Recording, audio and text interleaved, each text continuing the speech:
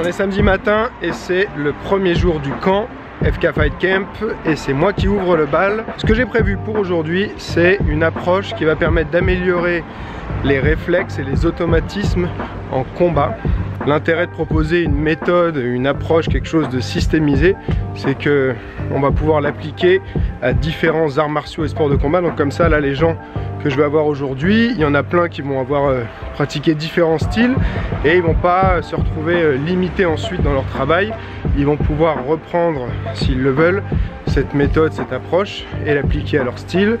Et puis il y a aussi souvent des professeurs qui sont présents au stage, donc ça peut les aider aussi dans leurs cours, leur donner une méthodologie supplémentaire à ce qu'ils appliquent déjà dans leur pédagogie. Donc voilà, là c'est pour ça que j'aime bien systémiser le plus possible ce que je propose.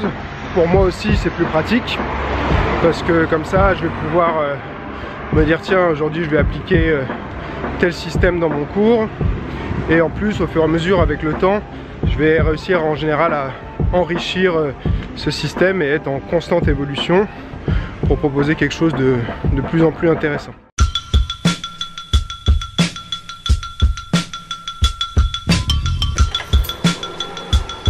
Salut! Ah, la tête fatiguée là.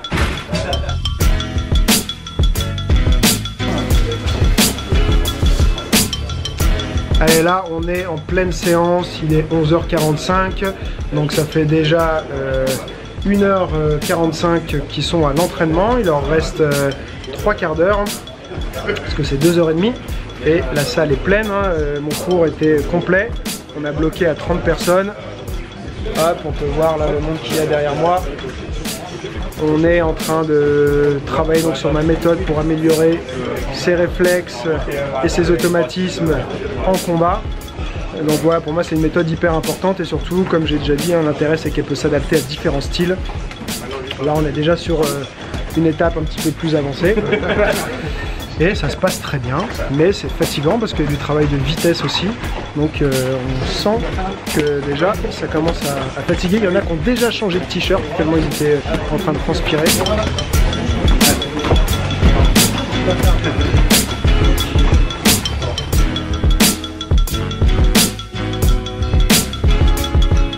C'est l'heure de la pause. On va manger au restaurant chinois d'à côté du club avec un buffet.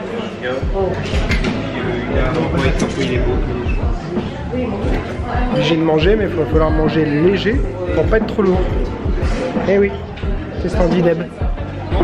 Salade de choux à l'ananas, yummy. Poulet sauce aigre douce avec riz cantonais.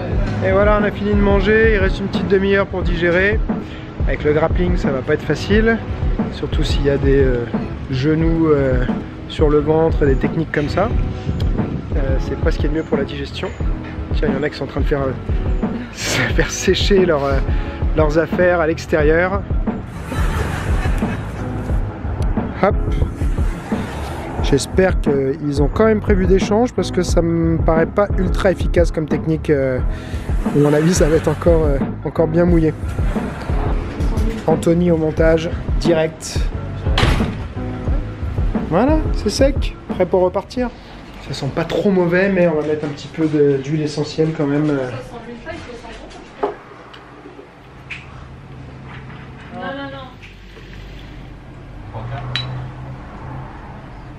Ensuite, dans l'après-midi, on a Kostya Shlakov qui va présenter des techniques de soumission simples et aussi comment sortir des soumissions. Donc ça, c'est quelque chose qui va être super intéressant. Et quand on connaît un petit peu le sol, on sait que les petits détails font en général toute la différence. Parfois on a la technique, on va dire dans sa globalité, mais le fait d'avoir juste quelques petits détails supplémentaires, ça va multiplier complètement l'efficacité de la technique. Donc c'est toujours hyper intéressant de revenir sur les fondamentaux. Après, d'un professeur à l'autre, il y en a qui ont des petits détails supplémentaires ou différents.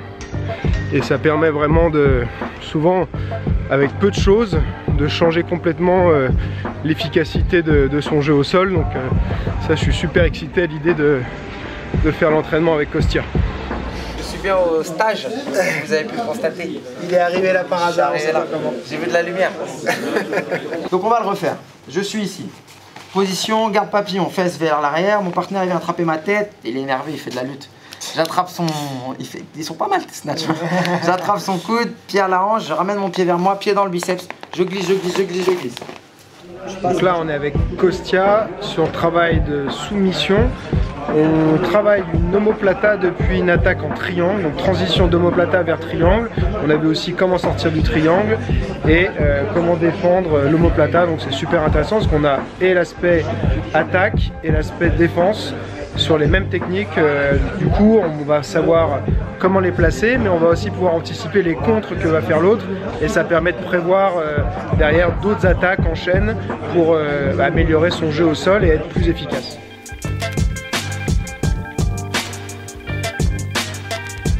Et ça y est, première journée terminée, c'était super. Kostya vient de partir, là je suis tout seul ou presque dans le club. Il y a Anthony qui est encore en train de travailler sur le montage des vidéos.